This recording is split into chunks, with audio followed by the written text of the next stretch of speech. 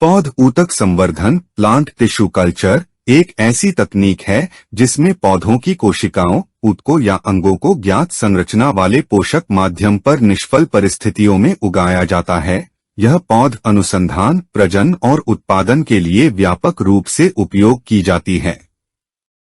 1902 Gottlieb Haberlandt ने totipotency का सिद्धांत प्रस्तावित किया। 1934 फिलिप वाइट ने पौष्टिक माध्यम का उपयोग करके टमाटर की जड़ों को सफलतापूर्वक संवर्धित किया। 1950 के दशक फोल्के स्कोग और तोशियो मुराशिगे द्वारा मुराशिगे और स्कोग एमएस माध्यम का विकास। 1960 से 1970 के दशक पौधों को क्लोन करने और एकल कोशिकाओं या ऊतकों से पौधों को पुनर्जीवित करने में प्रगति। वर्तमान बड़े पैमाने पर संवर्धन, आनुवंशिक इंजीनियरिंग और दुर्लभ प्रजातियों के संरक्षण के लिए व्यापक रूप से उपयोग किया जाता है। यहाँ इसके मुख्य पहलुओं का संक्षिप्त विवरण दिया गया है। मूल सिद्धांत। निष्फल परिस्थितियां एसेप्टिक कंडीशंस। इस प्रक्रिया को निष्फल वातावरण में किया जाता है ताकि सूक्ष्मजीवों द्वारा संदूषण रोका जा सके। पोषक माध्यम न्यूट्रिएंट मीडियम संवर्धन माध्यम में आवश्यक पोषक तत्व, विटामिन और पौध हार्मोन होते हैं जो विकास को समर्थन देते हैं। प्रत्यारोपण एक्सप्लांट्स। मूल पौधे से छोटे ऊतक प्रत्यारोपण लिए जाते हैं ताकि संवर्धन शुरू किया जा सके। विधियां। सूक्ष्म प्रवर्धन माइक्रो प्रोपगेशन। पौधों का तेजी से गुणन संवर्धन के माध्यम से। इसमें आरंभ, गुणन, जड़ बनाना और अनुकूलन की अवस्थाएं शामिल होती हैं।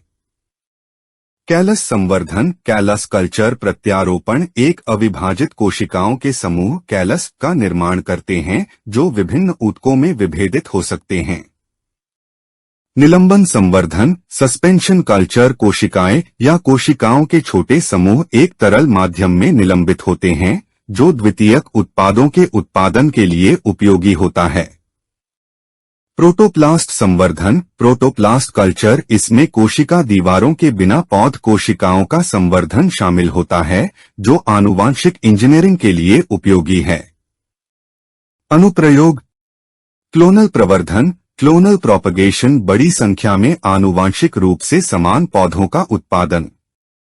जर्मप्लाज्म संरक्षण जर्मप्लाज्म कॉन्सर्वेशन। भविष्य के उपयोग के लिए आनुवांशिक सामग्री का संरक्षण जिसमें दुर्लभ या विलुप्त प्राय प्रजातियां शामिल हैं। आनुवंशिक संशोधन जेनेटिक मॉडिफिकेशन। वांछित लक्षणों के लिए नए जीनों का परिचय या मौजूदा जीनों का संपादन। रोगाणु उन्मूलन पैथोजन एलिमिनेशन। मेरिस्टेम संवर्धन के माध्यम से रोग मुक्त पौधों का उत्पादन। अनुसंधान रिसर्च। पौधों की शरीर क्रिया, विकास और आनुवंशिक इंजीनियरिंग का अध्ययन। लाभ। तेजी से गुणन रैपिड मल्टीप्लिकेशन। अपेक्षाकृत कम समय में बड़ी संख्या में पौधों का उत्पादन किया जा सकता है। रोग मुक्त पौधे डिजीज फ्री प्लांट्स। संवर्धित पौधे आमतौर पर रोगाणुओं से मुक्त होते हैं। संरक्षण कॉन्सर्वेशन। दुर्लभ या विलुप्तप्राय पौधों का संरक्षण और प्रवर्धन। वर्ष भर उत्पादन ईयर राउंड प्रोडक्शन। पौध ऊतक संवर्धन मौसम और जलवायु पर निर्भर नहीं है। चुनौतियां। संदूषण कॉन्टैमिनेशन। निष्फल परिस्थितियों को बनाए रखना महत्वपूर्ण लेकिन चुनौतीपूर्ण है। लागत कॉस्ट। प्रारंभिक स्थापना और रखरखाव महंगा हो सकता है। तकनीकी विशेषज्ञता टेक्निकल एक्सपर्टीज। संवर्धनों को प्रबंधित करने के लिए कुशल कर्मियों की आवश्यकता होती है। निष्कर्ष पौध ऊतक संवर्धन आधुनिक पौध विज्ञान में एक शक्तिशाली उपकरण है जो कृषि, बागवानी और संरक्षण में कई अनुप्रयोग प्रदान करता है। प्रौद्योगिकी और पद्धति में प्रगति के साथ इसकी दक्षता और सुलभता में सुधार होता जा रहा है जिससे यह पौध जैव प्रौद्योगिकी का एक अभिन्न हिस्सा बन गया है। पौधे के ऊतक संवर्धन के सिद्धांत principles of plant tissue culture. Aseptic environment सुनिश्चित करता है कि संस्कृतियां कल्चर्स दूषित कंटैमिनेटेड न हो। तकनीकें शामिल हैं कार्य सतहों, उपकरणों और मीडिया को ऑटोक्लेव, अल्कोहल और लैमिनार फ्लो हुड्स का उपयोग करके स्टरलाइज करना। न्यूट्रिएंट मीडिया, इसमें पानी, मैक्रो और micro nutrients, vitamin, amino acid और कार्बन स्रोत सामान्यतः सुक्रोज शामिल हैं। मीडिया को एगर का उपयोग करके ठोस बनाया जा सकता है या तरल के रूप में छोड़ा जा सकता है। टोटिपोटेंसी, अवधारणा की प्रत्येक पौधे की कोशिका सेल संपूर्ण पौधे में पुनर्जीवित रिजेनरेट करने की क्षमता रखती है। यह सफल ऊतक संवर्धन के लिए महत्वपूर्ण है क्योंकि यह पुनर्जीवन और गुणन प्रक्रियाओं का आधार है। हार्मोनल बैलेंस, ऑक्सिन्स जैसे IA, Na2,4-D जड़ निर्माण को बढ़ावा देते हैं। साइटोकिनिन्स जैसे बाप काइनेटिन अंकुर निर्माण को बढ़ावा देते हैं। मीडिया में ऑक्सिन्स और साइटोकाइनिन्स का अनुपात यह निर्धारित करता है कि जड़ अंकुर या कैलस बनेगा। इन विट्रो पौधों के संस्कृति के घटक components of in vitro plant cultures. Explants, प्रारंभिक पौधे की ऊतक जो संस्कृति के लिए उपयोग की जाती है। इसे पौधे के विभिन्न भागों से लिया जा सकता है जैसे पत्ते, तना, जड़ या मेरिस्टेम। कल्चर मीडिया, मुराशिगे और स्कूग मुर्शिगे एंड स्कूग MS माध्यम सामान्यतः उपयोग किया जाता है। इसे पौधे की प्रजाति और वांछित परिणाम के अनुसार अनुकूलित किया जा सकता है। ग्रोथ रेगुलेटर्स, मुख्य रूप से ऑक्सिन्स और साइटोकिनिन्स उपयोग किए जाते हैं। अन्य हार्मोन जैसे जिब्बेरेलिन्स, GA, अब्सिसिक एसिड अबा और एथिलीन विशेष उद्देश्यों के लिए उपयोग किए जा सकते हैं। स्टेरिलाइजेशन, एक्सप्लांट्स आमतौर पर एथनॉल या सोडियम हाइपोक्लोराइट समाधान का उपयोग करके सतह स्टरलाइज्ड किया जाता है और फिर स्टरल पानी में धोया जाता है। मीडिया और इंस्ट्रूमेंट्स ऑटोक्लेव द्वारा स्टरलाइज किए जाते हैं। इन विट्रो पौधों के संस्कृति की तकनीकें techniques of in vitro plant cultures. Initiation, explants को स्टरलाइज किया जाता है और पोषक माध्यम पर रखा जाता है। पूरे प्रक्रिया के दौरान स्टरलिटी बनाए रखने के लिए सावधानी पूर्वक संचालन। मल्टीप्लिकेशन, विशिष्ट हार्मोनल उपचार का उपयोग करके कॉलस या सीधे अंकुर गुणन का प्रेरण। पोषक तत्वों की कमी से बचने के लिए ताजे मीडिया में सबकल्चर करना। रूटिंग, अंकुरों को रूटिंग मीडिया में स्थानांतरित करना, आमतौर पर उच्च ऑक्सिन सांद्रता वाली मीडिया। जड़ों का निर्माण सफल अक्लाइमेटाइजेशन और प्रत्यारोपण को सुनिश्चित करता है। एक्लाइमेटाइजेशन, पौधों को बाहरी परिस्थितियों के अनुकूल बनाने की प्रक्रिया। प्रारंभ में उच्च आर्द्रता वाले वातावरण में स्थानांतरित किया जाता है और धीरे धीरे कम आर्द्रता और प्राकृतिक प्रकाश के अनुकूल बनाया जाता है। Callus culture, callus cultures. परिभाषा, एक अविभेदित कोशिकाओं का समूह जो एक्सप्लांट्स से बनता है। प्रेरण, इंडक्शन, ऑक्सिन्स और या साइटोकाइनिन्स की उच्च सांद्रता वाली मीडिया पर एक्सप्लांट को रखकर प्रेरित किया जाता है। आवेदन, एप्लीकेशंस, जेनेटिक ट्रांसफॉर्मेशन, द्वितीयक मेटाबोलाइट्स का उत्पादन, कोशिका विभेदन और विकास का अध्ययन, कोशिका संस्कृति, सेल कल्चर, एकल कोशिका संस्कृति, सिंगल सेल कल्चर्स, व्यक्तिगत पौधों की कोशिकाएं जो तरल मीडिया में संवर्धित होती हैं। अक्सर प्रोटोप्लास्ट संस्कृति या माइक्रोस्पोर संस्कृति के माध्यम से प्राप्त होती हैं। एकल कोशिकाओं को निम्नलिखित विधियों द्वारा संवर्धित किया जा सकता है। 1. फिल्टर पेपर राफ्टनर्स टिश्यू तकनीक। 2. सूक्ष्म कक्ष तकनीक। 3. माइक्रोड्रॉप विधि। 4. बर्गमैन की चढ़ाना तकनीक। तकनीकें, टेक्निक्स। प्रोटोप्लास्ट संस्कृति, कोशिका दीवार का एंजाइमेटिक हटाने। माइक्रोस्पोर संस्कृति पराग कणों को संस्कृति करना ताकि वे हैप्लोइड पौधे उत्पन्न कर सकें। आवेदन एप्लीकेशंस।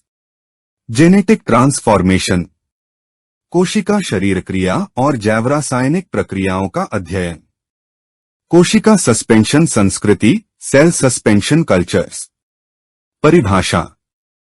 पौधों की कोशिकाएं जो तरल माध्यम में संवर्धित होती हैं, निरंतर हिलाने से कोशिकाएं सस्पेंशन में बनी रहती हैं।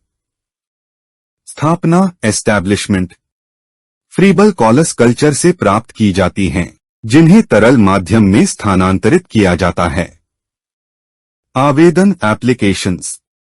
द्वितीयक मेटाबोलाइट्स का बड़े पैमाने पर उत्पादन, कोशिका वृद्धि और चयापचय का अध्ययन, जैव प्रौद्योगिकी अनुप्रयोग जैसे जेनेटिक ट्रांसफॉर्मेशन, भ्रूणजनन और अंगजन embryogenesis and organogenesis, somatic embryogenesis, somatic गैर प्रजन कोशिकाओं से भ्रूण का निर्माण, चरण प्रेरण ऑक्सिन्स का उपयोग करके विकास, परिपक्वता और अंकुरण, ऑर्गेनोजेनेसिस एक्सप्लांट्स से अंगों, जड़, अंकुर का निर्माण, प्रत्यक्ष अंगजन एक्सप्लांट से सीधे अंगों का निर्माण, अप्रत्यक्ष अंगजन एक मध्यवर्ती कॉलस चरण के माध्यम से अंगों का निर्माण, प्रोटोप्लास्ट आइसोलेशन और culturing, protoplast isolation and culturing, isolation cell दीवार का एंजाइमेटिक पाचन,